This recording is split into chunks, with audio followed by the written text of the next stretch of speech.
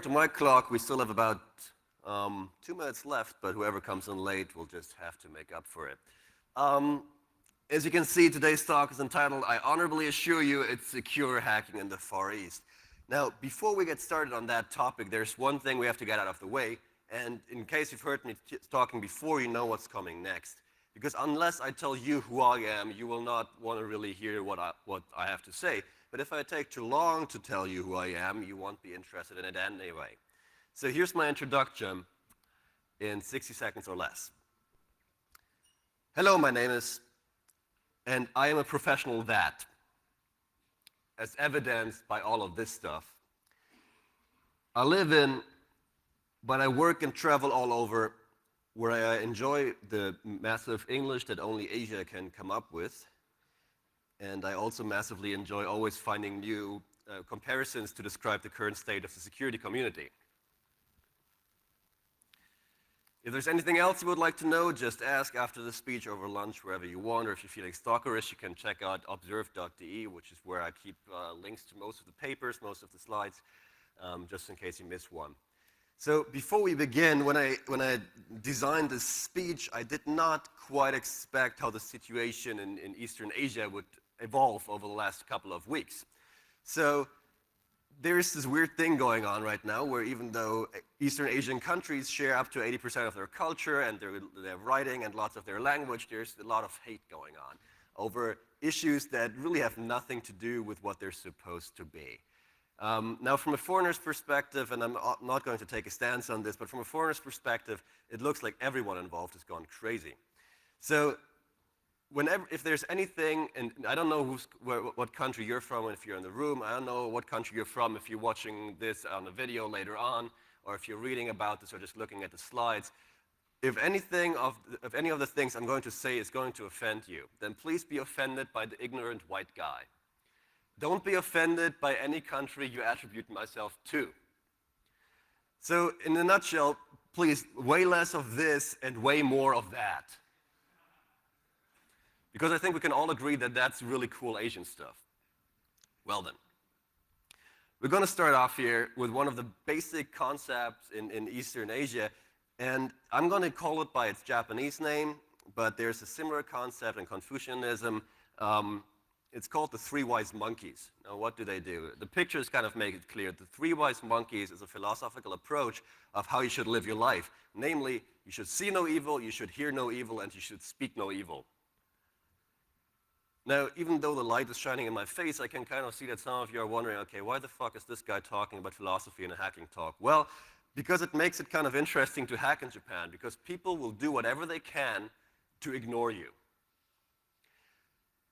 Let me give you an example. This is a picture I took a few weeks back in a big public park in Tokyo.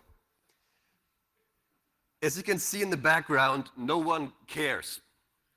So even though there's 5 guys dressed up as Power Rangers performing all the moves, people don't ask them what they're doing, people don't go away, people just pretend they're not there, following the I don't see anything, and if I don't tell anything or hear anything, it's going to go away on its own. So one of the results is that unless you force people to acknowledge what you're doing, they're just going to try to ignore you, whether that is hacking or pen testing or just being weird. So a couple of years back, as you may notice by lack of beard, I took a friend aside and we tried to find out just where the limit to that phenomena is. So we really want to figure out how far can we go in public in Japan with hacking before someone would intervene. So this is a Starbucks in Tokyo. And it's a normal laptop and my normal suit back then. And unfortunately, you can't really see the monitor right now. It was running Wireshark, wildly running through stuff, not because it was really important, but because that comes closest to what most people who've seen the Matrix movies think hacking is all about, right? Lots of scary characters flashing by your screen. So sitting in a public cafe running Wireshark probably won't get you any issues either in Europe or in the States either. But so we took this and we kind of upped it a little notch. Now, I'm not sure how good the resolution is. The t-shirt says, I read your email. Still, no one really reacted, so we added the sunglasses. And since that didn't do it, we replaced the small black ThinkPad with a huge silver ThinkPad with an Elite sticker on it. And since that didn't get any reaction either, we then added a 23 decibel omnidirectional antenna connected by a coax cable into a PCM-CIA card. Now, the more security savvy among you may notice a couple of indicators that something bad is going on in this picture. You know, like the sunglasses, the shirt, the laptop, and the antenna. But we kind of figured, okay, these people are Japanese, right? They may not be able to read the English hint we left them, and maybe some of the symbols just don't work the same way around here. So luckily, there's some really great stores in Japan that will print whatever you want in a t-shirt. So we made this. This says hacker in Japanese. And after we sat there wearing this and taking a couple of pictures with this shirt on, about 3 minutes in, finally a Starbucks staff employee walks up to us and he goes, if we translate it into English, well, I humbly apologize, but I must ask you to kind of leave.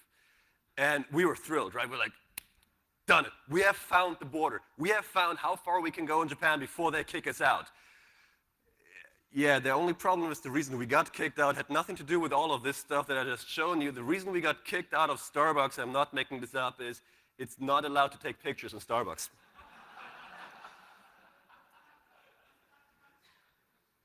So I'm not sure where the boundary is. I haven't found it yet. And I've been working in Japan for a really long time, but there doesn't seem to be one. Now, for every element I'm going to point out to you today, after this, we're going to look at an exploitation vector because that's what makes it interesting. So for this particular exploitation vector, if you're going to start doing pen tests in Japan on Japanese companies, or if you're a black hat guy, if you're just going to run attacks in Japan, you can basically screw all of your covertness because no one is going to care anyway. Just make sure you're not on camera. But people on the street are not going to interfere. For all they care, you can have a cable going into the hotel's PBX system. They won't stop you. Still, right, so you're sitting there and people won't stop you, but you still have this feeling that they can still kind of see you, right? So that's uncomfortable. So it would be really nice if we had one of these. And historical evidence abounds that they used to be very popular in Japan and all over Asia. And they're even more popular today. You can see them in movies. Apparently, there's a huge market around them because you can also buy them on Amazon. For only $400, dude, that sounds like a good deal. Unfortunately, as further review revealed, they don't seem to be very effective.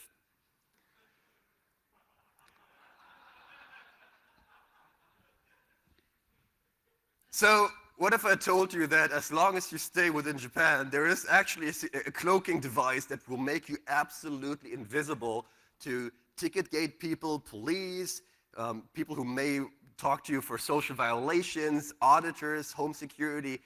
There is one. You can buy it. You can buy it anywhere in the world. Here's mine. If you put on a suit in Japan, you basically become invisible. And when I say invisible, let me give you some numbers for this. So badge requirements, corporate badges, going in anywhere, conference badges, anything like that, no one is going to ask you. Security will not stop you if you're the guy wearing the suit. If they do stop you, come back 30 minutes later, pull out a cell phone, and talk really loud in English. And suddenly you're too scary for anyone to approach. In my personal case, it reduced the number of random police ID checks from once a month to never. So in Japan, police is actually allowed, if you're a foreigner, to check for your foreign registration ID, and it's usually a quick process, but it still keeps bothering you. And virtually lets you get away with any social violation you want. So if you ever wanted to, stand in a public place and scream loudly, then wear a suit. This also works in South Korea, interestingly, but it kind of works differently in South Korea. When you go to South Korea, the suit will really affect you as well. However, I wouldn't really call it the invisibility cloak. I would call it the honor cloak. Because what it does is suddenly, and this is mostly for males, for girls this doesn't particularly work, but foreign girls don't really have an issue in Korea to begin with. People in restaurants will start giving you service, and when I say service, I mean anything that goes beyond huh and huh. It will also lead to the natives being about thrice as much willing to try to communicate with you in any language they may be able to speak, instead of screaming for the next person to come to the counter at Starbucks. Strangers will take you to locations and carry your stuff. Now this sounds scary, but this has happened to me literally every time I visited Korea in a suit. So what happens is if you walk outside and you wear a t-shirt and you go, yeah, I don't know where this is, can you help me? People have this tendency to do the monkeys and just turn around and walk away. If you wear a suit, they will take you there because they can't explain it to you, so they just literally take your hand and they'll walk you wherever it is. The other thing that happened repeatedly is that you're standing at the airport and you have a stairway and you have your suitcase. You leave one downstairs because you can't really carry everything at once, and some random guy will just walk up, take your suitcase, carry it, say, have a nice day, and walk off. This has never happened without a suit. It will happen with a suit. The last thing, or the second to last thing, is that you can actually get a taxi as a single foreign white male. If you're not wearing a suit, this may take up to 20 minutes. And what's really weird is that the taxi drivers will actually drop you off where you want to go. Now, some of your faces are saying, yeah, but that's kind of the purpose of a taxi. In South Korea, at least in Seoul, what happens if you're a foreigner is they won't take you where you want to go. They'll take you to a near intersection that they see fit, and they'll kick you out.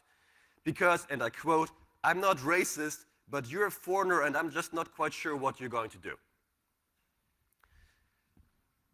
So in short, if you whether or not you wear a suit in Korea as a male, it seems like you're in a completely different country compared to not just wearing your civil clothing.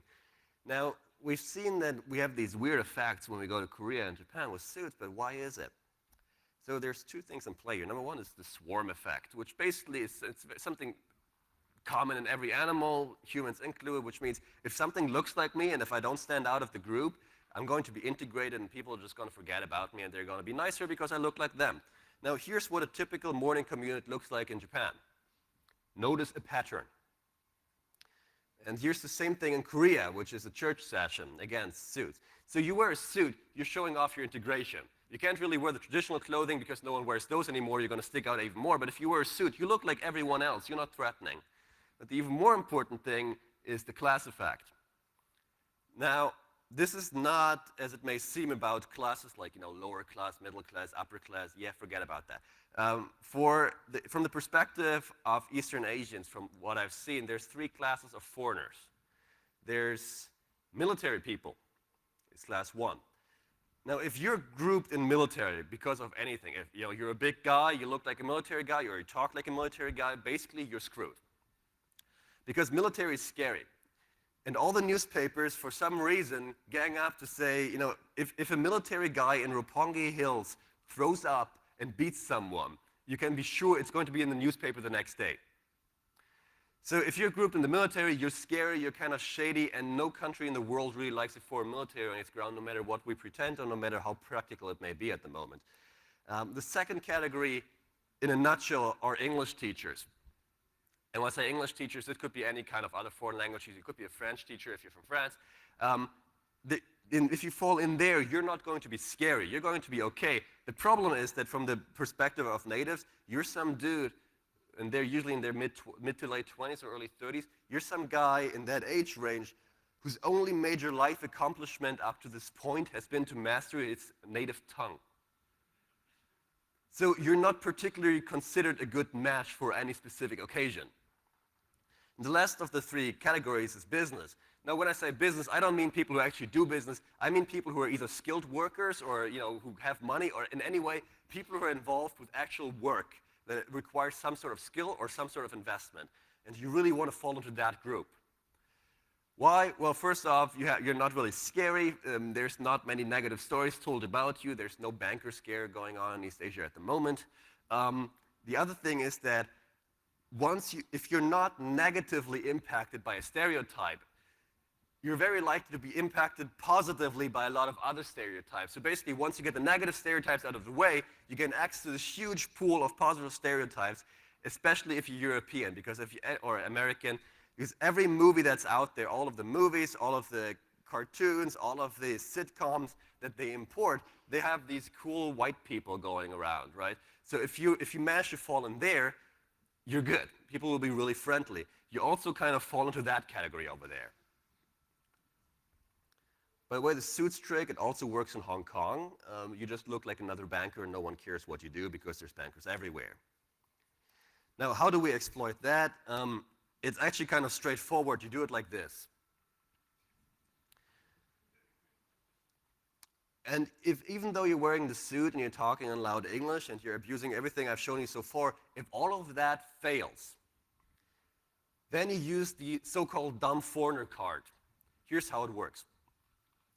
I'm going to explain it to you by example. I took a trip down to Osaka a couple of years back with a buddy of mine, and we took the Shinkansen, which is a super express train, and it's really, really expensive. It's like $200 one way. And we got, you get one ticket for going, you get another ticket for coming back, and I was, sleepy, so I inadvertently invalidated my return ticket. So what happened? Well, we figured that out when we tried to leave, so I had my buddy, who was a native Japanese person, walk up to the gate, to the ticket counter and say, yeah, you see, my friend over here, he was sleepy, so he invalidated his ticket, and now he can't use it anymore, and could you please give us a new one? And their answer was, well, we could do that, but it's going to take us about 24 hours to verify whether that's true, right? We're going to go to the gate, and we're going to see if his old ticket is in there, and so on, and so on, and so on. So we didn't have that time. So I just asked him to go to another one and try something else. So he walks up to a different ticket counter, and he goes, well, you see, I have this friend, and my friend is kind of this foreign idiot. And being the foreign idiot that he is, he just lost his return ticket. And their reply was, yeah, that's no problem. Here's a new one. We're going to come back to this in a bit, because this is your last line of defense. So what we're going to look at next is home insecurity. Why that? Well, I have this basic approach that if anyone has access to your home, your work machine, your server, or your fridge, you're screwed. So if you look at home security in Japan, you basically look at two different categories of homes. You have the apartment category over here, and you have the mansion category. Now, apartment and mansion don't really mean what they mean to Western people or even other Asian people. An apartment is basically a cheap, in terms of rent and construction, apartment, mostly built out of wood and paper, and they're not guaranteed to withstand a strong earthquake. To the contrary, you actually sign a clause that if an earthquake above level or magnitude 6 should strike, that you acknowledge that this building will actually collapse. So they're a cheap form of living, and if you want to know about security, there is no security. So this is how your window is locked, which, it's isolated with rubber, so you can just push a coat hanger through there and open it without damaging it, but it doesn't really matter because this is the window, and if you have a rock, you can just throw it in a second anyway. And if you look around, well, then there's some hope over here. So this window is obviously closed off with a rail, which is very nice. It brings up the question why they took the least accessible and smallest window in the entire apartment to wire it up instead of, let's say, this big one. I figure it's so they won't ruin my view of the other apartment that's 50 centimeters away. But there's a much bigger problem here. So we've seen the wired window. Now let's take a closer look. Can anyone spot a flaw in the security design?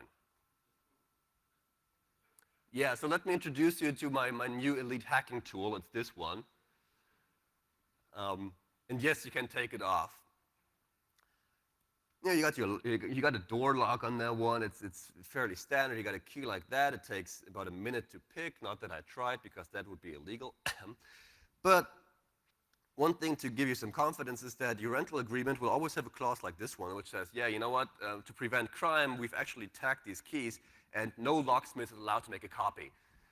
So if you look at it, you go, wow, that's actually kind of nice, because now only really hardcore criminals will have the access to the technology to copy the keys. Now, unfortunately, any of the stores I tried, none really cared. So you just walk in and you go, hey, I would like a copy of this key. And the guy at the counter will ask you, sir, are you aware that this key is copy protected? And you say, yes, I am. He says, okay.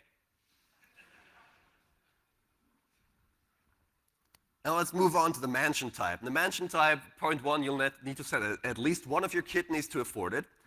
They're sturdily constructed, they're earthquake resistant, they're actually based on a model of basically a giant frying pan in the ground on which the actual building stands. They're centrally locked, and they often come with security services.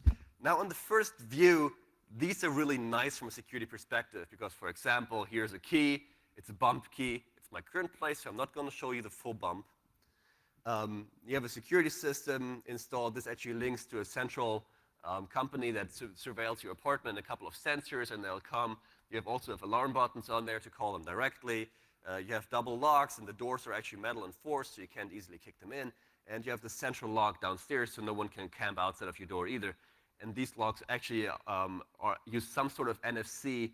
And I've tried to look into it today, but we couldn't get a reading out of them. But either way, they're touch-enabled. So, we're finally safe. Well, not quite. Because behind my apartment, I'm not quite sure if you can see this because the lights are kind of weird, there's this fence to protect the back entrance. Oh, excuse me, let me correct myself. There's this fence to correct the back entrance. So the fence has this height, and there's a stepping stone about this height right next to it. So you're not going to have to jump. You can basically quite comfortably walk over it. And then once you've walked over it, oh, by the way, it has the same high security lock in there, so you can't just open it, but if you walk over it, you take 2 steps and you get to the bicycle entrance, which does not happen to be locked. So yeah, we're screwed again. This is the home security system in itself, and this one is interesting because like everything in Japan, including the toilets, this thing can be programmed. Now, if you're a dumb foreigner like me, this can be quite a challenge. And here's what happened. I moved into this apartment, and I saw this, and I was like, wow, this is really cool. I'll have something to play with tomorrow. I'm not awake enough to do it today, but I'll look at this thing tomorrow. So what I didn't know is that the guy who lived in the apartment before me had programmed this thing. And the management company did not find it, required action to reset it to standard factory settings. So the guy who lived there before me had this really, really brilliant idea. He had this idea that if it's after 1 a.m. and your lights have been out for more than 20 minutes and your doors are locked, you're obviously either asleep or you're gone. So if anyone at that point should try to open the balcony door, that must obviously be an attacker or a kidnapper or whatever. So the alarm system was set to basically dispatch the SWAT team to my apartment without verification if the door should be open after 1 a.m., and my lights would have been out for more than 20 minutes. Now, no normal person would do that unless, of course, you're a 20-something white guy who just moved into Tokyo after a couple of years and decided, wow, it's such a lovely night, I want to have a drink out there overlooking the beautiful scenery. I open the door, the alarm system goes off with a mechanical Japanese voice going, intrusion prevention system activated. Intrusion prevention system activated. 20 seconds later, my cell phone rings. And there's a male voice going, yes, sir, someone is breaking into your apartment. We've just dispatched the SWAT team. Okay. So I tell him, dude, that was me. I missed it. I opened the door. It's me. You can trust me. And he goes, no, we can't do that because, what if there's a kidnapper in your home and he's holding a gun to your head, right? And he's forcing you to say this, so we have to come. And I appreciate that because that's obviously the right thing to do. That said, it's 3 a.m. in the morning, I have to go to work the next day, and I don't really feel like having a SWAT team searching my apartment for a hidden intruder. So I bust out the dumb foreigner card. I stopped trying to explain to him why why it was no one just go, dude. Okay, look, let me talk to you directly here. I'm German. I just didn't know. So we had this 5-second pause, after which the guy on the other side of the telephone goes, oh, well done, sir. Yeah, we'll call him back. So also, if you're a kidnapper and you ever want to get rid of them, just pretend you're German. Apparently it works. And no matter if you live in an apartment or a mansion, one of the other central parts you're going to run into is this thing. It's a mailbox. Now, these are actually kind of cool. They're number combination locks. They're rotation locks with 10 digits each. Now, we're going to look at how you can basically reduce the efficiency of a lock to 0 in only 4 steps. Because if we look at the lock in itself, right, we have an entropy of about 20 by the potency of 8. How do I come up with this number? Well, we have 20 numbers we can select, right turn, left turn, 10 digits. And an average person obviously can remember a phone number, which is 8 digits. So this is a conservative guess. Of course, if you want, you can remember much longer combinations. Now, here's what Japan, and 20 by the potency of 8, good luck, cracking that lock. You probably have much better chance just breaking it open. So the country of Japan made some really, really smart decisions to address this obvious problem of a secure lock. Number one, it's legally prohibited for any lock, for any rotation lock on a mailbox to have more than 3 digits. All right, well, we still have an entropy of 20 by 3. Number 2, legally force all locks to open in a clockwise, clockwise, counterclockwise pattern. All right, we're still at 1,000. And number 3, which kind of kills it, is legally force the first 2 digits of the combination to be the same. Now, those of you who are good with math may have figured that we're at this point down to 100 combinations. Now, the fourth part is actually not the government's fault, it's the fault of people who built these locks. There's no crank that you have to activate or no button to push. So if you just pull on the lock and try, at some point the mailbox is just going to pop open if you apply the right amount of pressure. So I ran some checks, and to do a full rotation, it takes about 1.5 seconds to try a combination. So you do a full rotation, and you rotate to 1 digit. So if we do a little math, we end up with a 50% unlock chance in 75 seconds and a 100% unlock chance in 150 seconds. But this is actually not the worst part. So there's a fairly large monthly apartment rental company in Tokyo, which shall remain unnamed for this purpose, that I've had the pleasure of living with twice, several years apart. Now, I'm the weird kind of person who remembers codes for old credit cards and phone numbers that I used 10 years ago. So I still remembered my lock key for my mailbox, and I moved in there again early this year for a couple of months. And I found it very curious that my mailbox in a completely different area of town had the exact same code. So, but I figured, there's only 100 combinations, so the collision chance is actually quite rational. So I asked the real estate agent lady, and she told me that, well, no, that's not coincidence. All of our mailboxes have the same code. When I asked her if she doesn't consider that may be a bad idea, her answer was, and I quote, "Yeah, but who would try that?" Not me, that's for sure. Let's jump for Korea for a second. So we've seen the mail locks in Japan. We're going to take a look at common locks in Korea for a second, not necessarily mail. They look like this. They're pin code locks. They're installed into your door. And of course, if you look at it, again, assuming that a person can remember a phone number, we get an entropy of 10 by the potency of 8, which is really high. Problem is that even though it's not a law, most of these locks only take 4 digits. So if you look at the manufacturers, most of them don't go above that number, so we get an entropy of 10,000.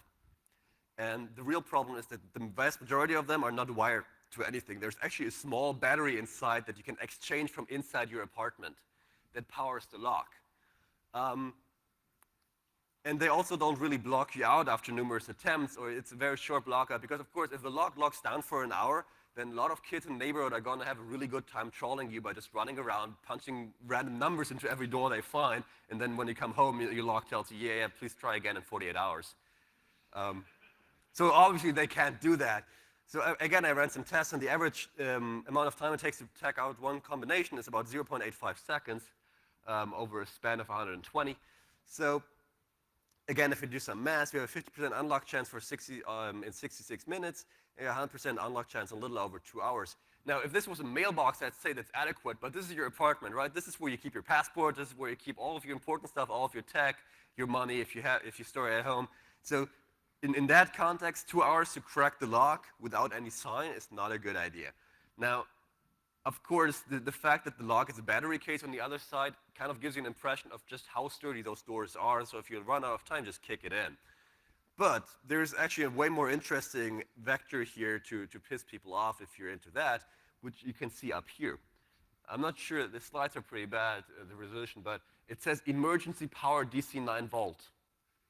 So obviously, if your battery is inside the apartment and your battery runs out of power, you won't be able to open your door even if you know the code, right? So there's this brilliant method that you can just take a 9-volt battery you buy somewhere else and you hold it up to these 2 pins up there, and then the lock will draw power from the battery. What that tells us, however, is that those 2 pins go directly into the circuitry of that lock. So if you want to have a really good time and make a really bad time for a lot of people, you get yourself a couple of these locks, a high amperage car battery, and you just blow them out. Now, how do you counter-exploit that? Because, exploitation obviously is, I just talked about. So for counter-exploitation, if you're having an apartment in one of these 2 countries, you basically better assume that if someone wants to get into your apartment, they will. Now, this is true for all over the world, right? If you have enough resources and power, you can get into an apartment wherever you go, but it's particularly easy here. we're going to move on to probably one of the most fun parts of this, at least if you like stories that make your hair stand up. We're going to talk about corporate insecurity, which means the reason why companies that you work for, or that you may consult for, that you may test in either country are not really all that up to speed and have all those weird security flaws. We're not quite sure how they could have happened. And any security flaw you'll find, and this is also applicable to Korea, but this is mostly for Japan. Anything you'll find, you have to look at two filters, two conceptual filters. Number one is lifetime employment. What on earth is lifetime employment? Well, it basically means that a company hires you fresh out of university, and they guarantee you a mediocre wage. It's not bad, it's not really good, it's a mediocre wage. They guarantee you mediocre raises of anywhere between 3% and 5% a year, and you cannot be fired or laid off. The company is not legally allowed to. There are legal instruments that exist. You couldn't make this contract in Europe, for example, but you can do it in Japan. If you survive until your retirement, until you die, they'll pay you 75% of your last wage, and if you die, your spouse is going to get the same amount of money until they die. So, you know, while it may not be an appealing model to the hacker community where we do everything ourselves and we want to live our lives, for people who just want to run a family, this is an incredibly appealing model, and people who run pen tests often forget this motivation base behind them. The other concept to look at is bonuses. Now, in most countries, there's some form of bonus, but it's usually either a couple of $100s or, you know, a month wage. What we have in Japan is that it's up to 50% of your annual wage. When I say 50%, your bonus may be 12 months of your wage. So if you get your bonus, you double. If you don't get your bonus, you may not be able to pay your bills. Officially, this is made to reward good work. Unofficially, it usually depends on who does the most overtime.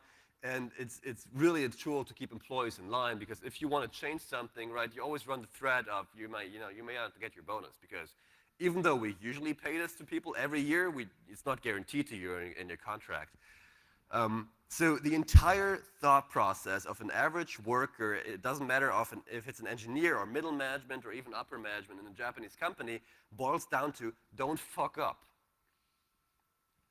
And when I say don't fuck up is a do word. It requires action. As long as you remain passive, you cannot be blamed. This sounds weird from an outsider's perspective, so let's look at an example. If you make, okay, you're working on a project, right? And you make a judgment call because you see the situation, it's just totally clear, and there's a protocol in place, but the protocol is not particularly well defined, was defined 20 years ago, and you figure, wow, if we just did it this way, we could change this, we could save this company millions. But something goes wrong, something you didn't predict, maybe the country that you tried to do business with had a military putsch, something like that, and your company incurs a small loss. And when I say small loss, this could be, $10, it's enough. Yeah, you screwed up. Your bonus is gone. Forget about it. You're not going to get it. You may get fired for it because obviously you had the audacity to act against the company.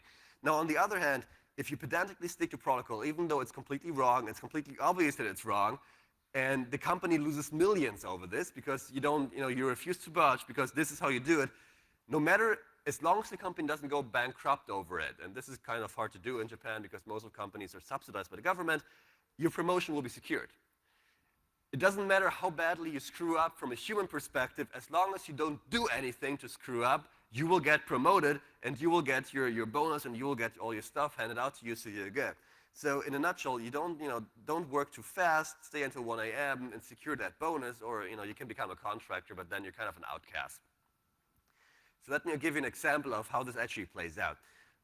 In example A, I'm going to run you guys through a fictional penetration test of a fictional company, not that this had ever happened to me in person, and I just want to get your feedback on how you would react. So you go in, you fire up Nmap, and you run it against the customer's network, and you find a Windows NT4 box that runs IRC on port 31337.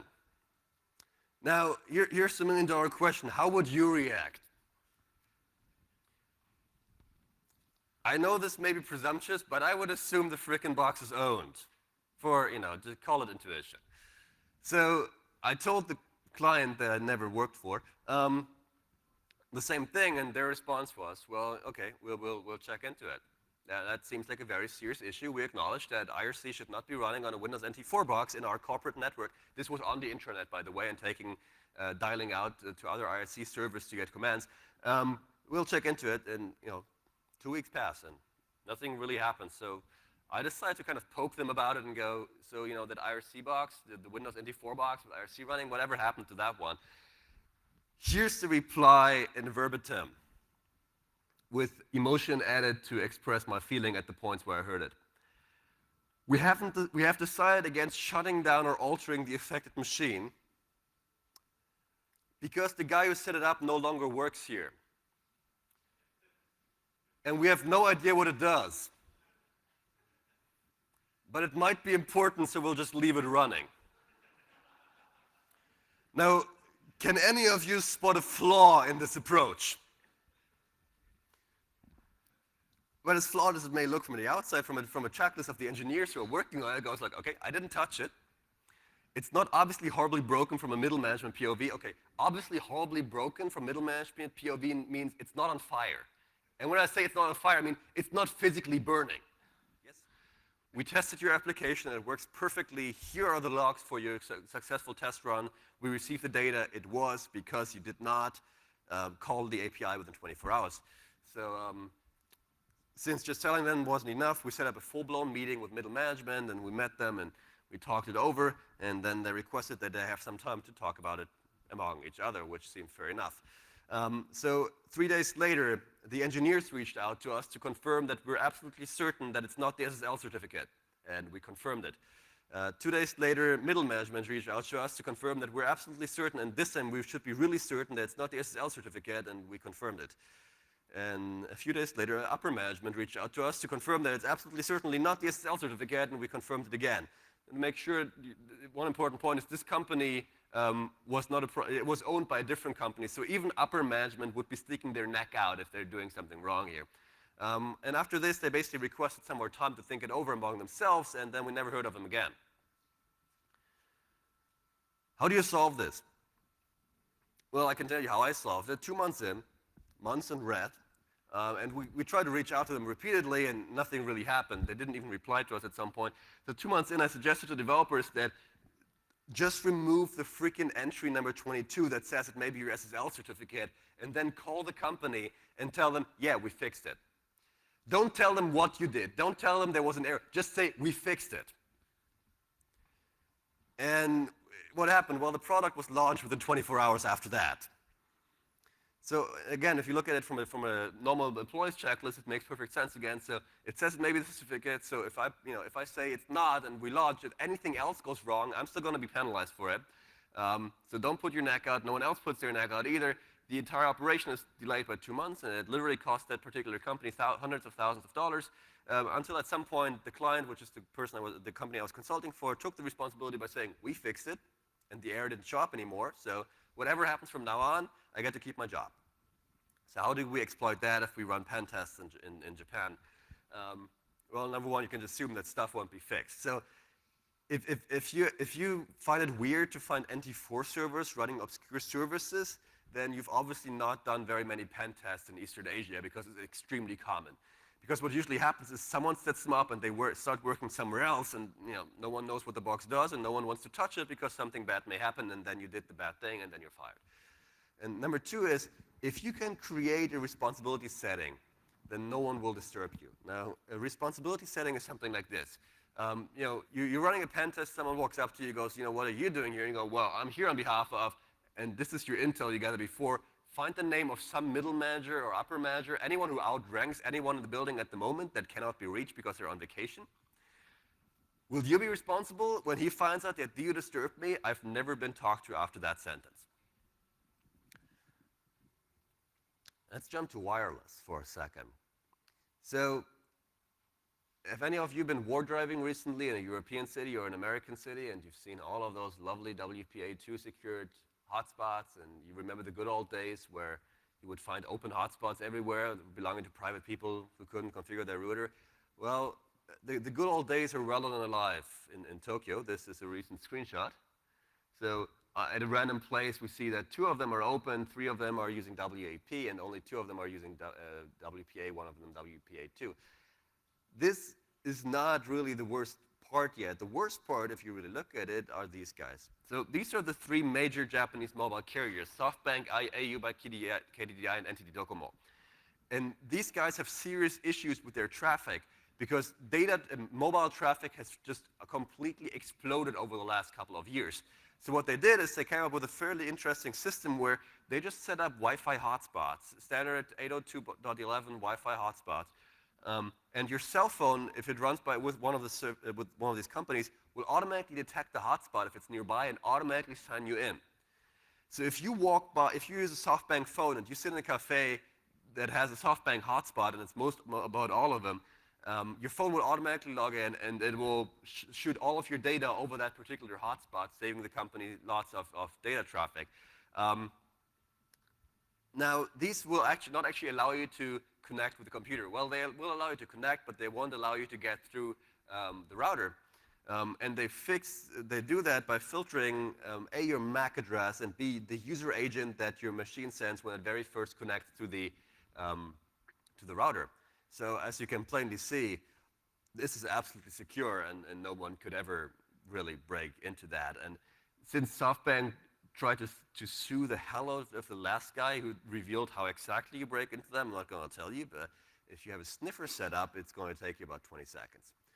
But even when you look at this in Japan, Korea really takes the cake here, because this is a screenshot from last year in Korea. Can anyone spot a problem? So if you go to Korea and you like using Skype, you don't really have to buy a data plan or a foreign SIM or roaming or anything. You just log into one of the hotspots available. All of Seoul is covered by open hotspots belonging to some person. Now, exploitation vector, yeah, I don't really know what we could possibly do with anonymous public open internet access. I'll let you guys figure that one out. But while we're talking about Korea, I would like to ask a question to the room, and I'm taking all guesses here. What's the browser market share for Internet Explorer, all versions of it in Korea, South Korea, at this very moment? 83, 90? You guys are close. You may know something. It's actually 97%. Let me spell that out for you. It's 97%. Here's a graph. Unfortunately, it stops in 2010. I couldn't find a newer one. The thing that really creeped me out personally is if you look up here, the dark blue line is IE6. It's going up.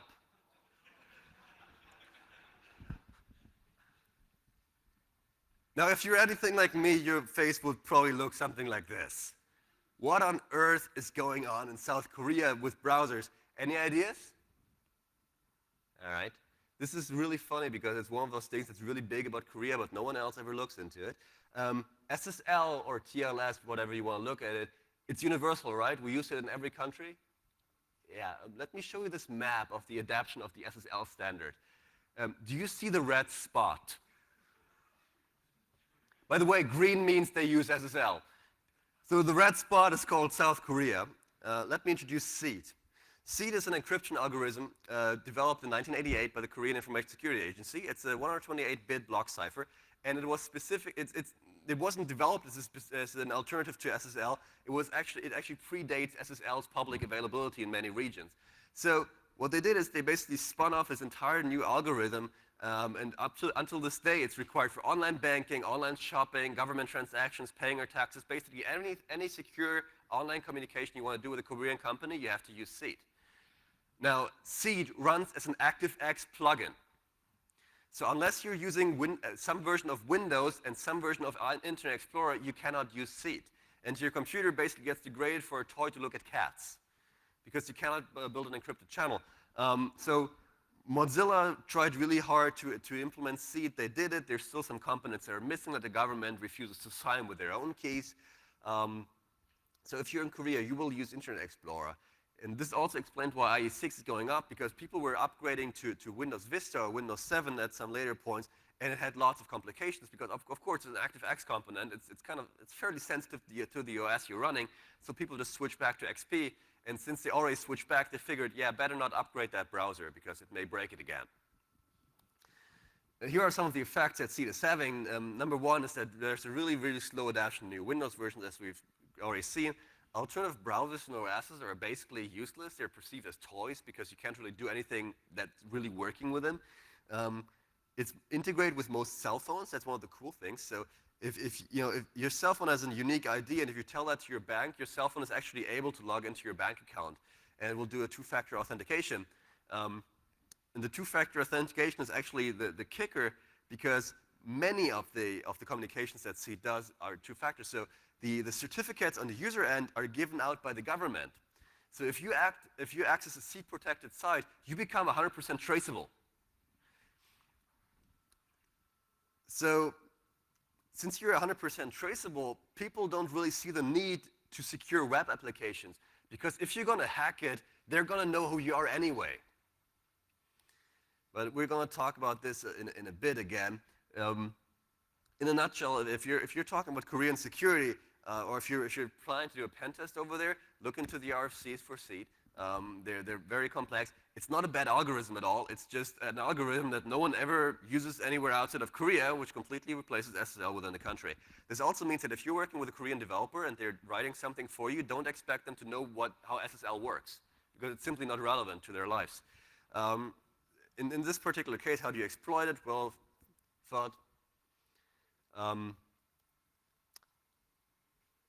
next thing we're going to look at is what I like to call the two near-field communication, which is kind of an international topic, because if you look at it, these are just a couple of near-field communication cards.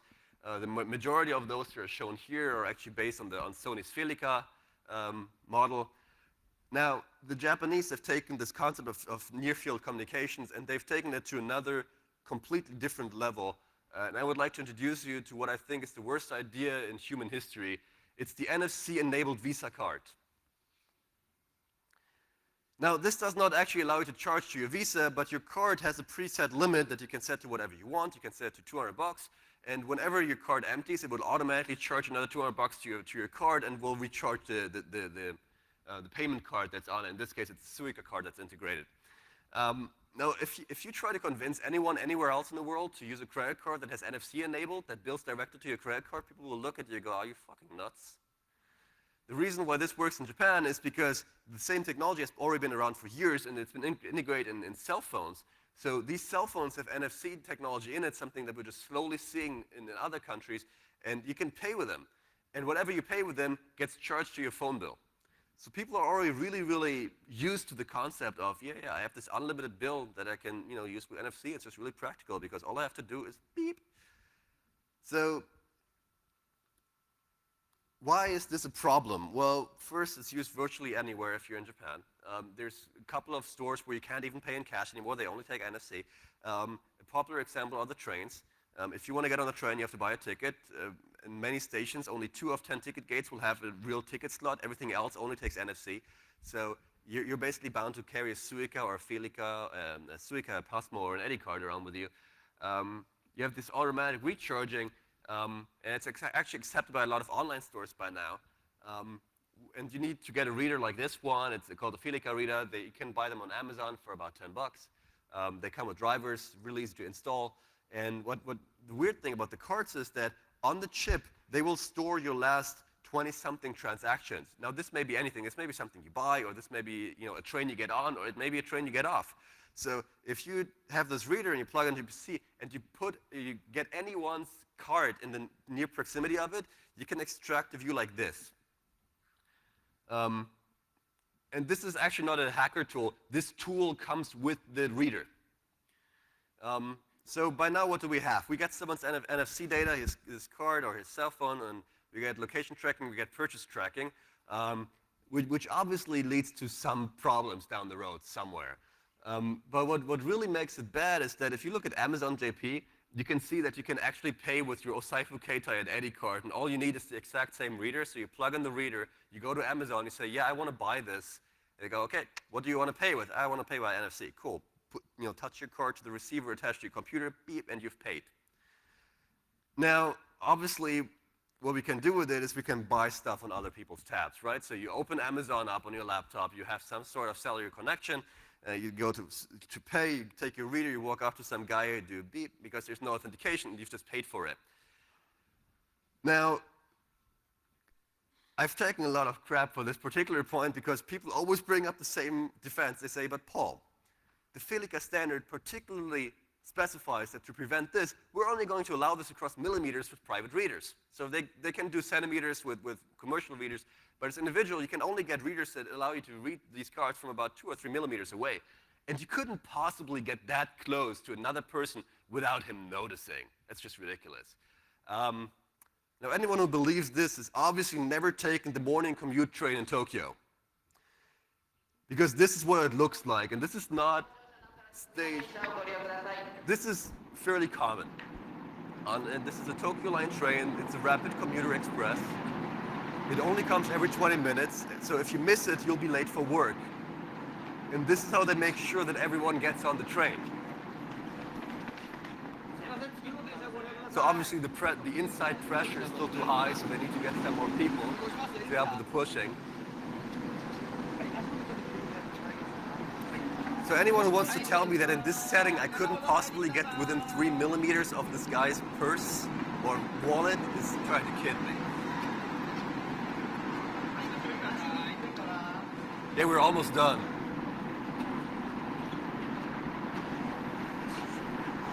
If you want to really shoot it off, have an emergency flight the next morning and carry 2 suitcases and try to get in there.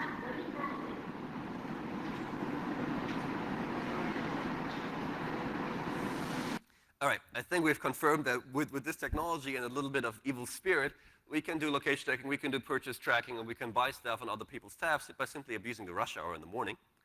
Now, we got 8 minutes left, and I'm going to use them. And this timing should work out perfectly.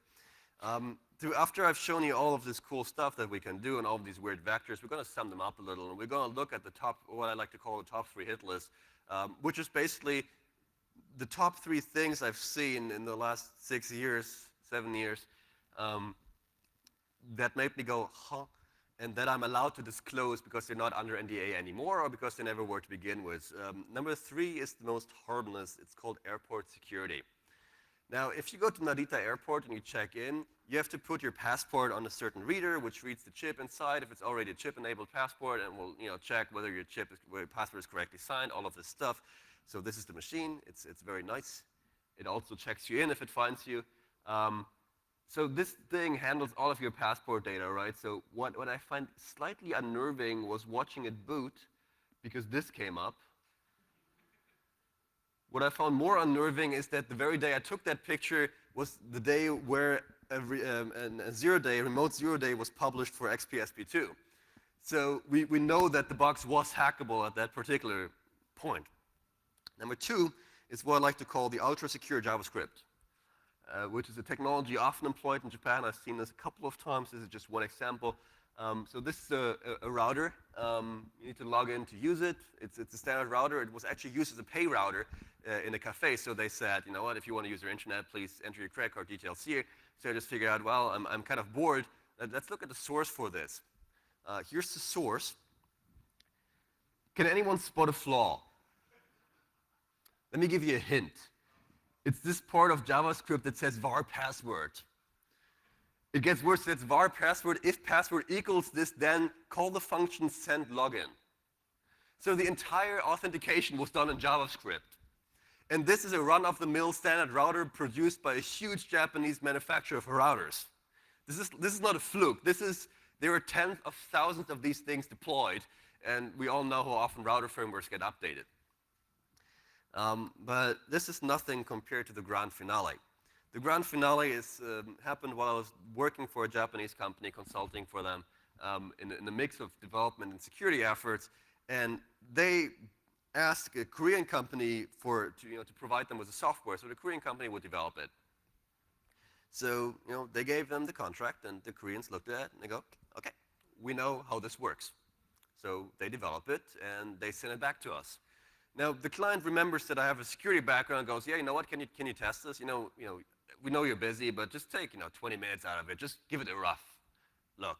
So what I do is I go to the login prompt, I hit shift, and I hit the num row once, and I hit enter, and the server comes back with SQL query upper quote cannot be found because malformatted query. So I'm like, okay, there may be something wrong here. It turns out the thing is an absolute catastrophe. And when I say absolute catastrophe, the damn vulnerable web app prototype kit that you practice your web attacks against would be considered secure against what these guys delivered. So we had everything. We had RFI, we had LFI, we had XSS, we had SQL injection on the main page. SQL queries weren't filtered at all. But my personal favorite was the fact that it stored credit card numbers in plain text in the database, and you could look at that from the admin interface. And the admin interface was secured with JavaScript. And by that I mean there was JavaScript that would check a cookie on your machine, and if the cookie was not set, by the way, the cookie had to be set to 1. If the cookie was not set, it will call the JavaScript back function to send you back to the previous page. So obviously, if you just disabled freaking JavaScript, you could look at the admin panel and use it all you wanted because there was no other authentication going on. All the login prompt for the admin interface did was set this cookie to 1. So obviously, we have some really, really big security issues with this thing. So the Japanese got this. I'm not going to reveal how I got them to accept that there may be security issues, but they sent it back to the Koreans. The Koreans look at it, and they figure out that there are some issues. And of course, it explodes with them. And one developer gets fired because he should have known. He was supposed to be the foreign technology guy. Another issue was that they got an SSL warning because the certificate they were using simply did not match the domain name. So they got a signed certificate, but it was not for the correct domain name. So of course we got a huge warning for that.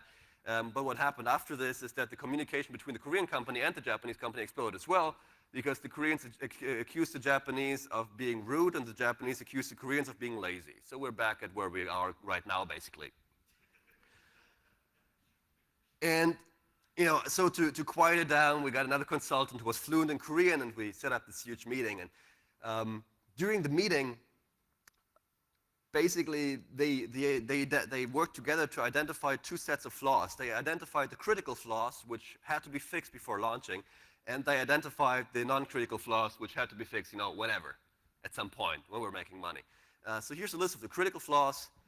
Users are not able to log in if the names contain special characters. By the way, that's because the special characters would cause the SQL query to fail. The 2 quick session timeout was annoying to potential users, so they increased it from 1 hour to 3. They disliked the colors, and this freaking SSL error kind of annoyed users, so they had to be fixed. And of course, the credit card numbers being stored in plain text in the database, that was bad. Now, they didn't really care about the security implications, but there's a law in Japan prohibiting that under very strict penalties, so that obviously had to be fixed. Here's a list of the non-critical flaws. SQL injection in the login form, 207 counts of XSS, and the admin console being secured by JavaScript. And here's the quote I received from the CEO of the Japanese company. He goes, "We can launch with those. No one would check that." He went on to say that only weird people like me would check that. So anyway, you can see this thing is still live, and the Korean company has deployed the same prototype to about 3 dozen other clients. But in the end, you know what? From what I've told you guys, we can at least be proud. They fixed SSL. Unfortunately, they didn't fix SSL. They fixed the error message, which was the critical flaw, and they fixed the error message by removing SSL altogether. So with 2 minutes to go, let me sum up. Are we screwed? Yes, we are. Are there any questions? Sweet. Cool. Here's the attribution for a couple of the pictures I used, and thank you for listening.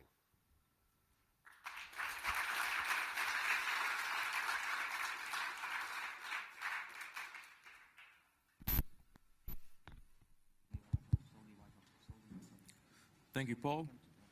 All right, this brings us to the end of day 1 of our conference. See you guys tomorrow at 8 a.m.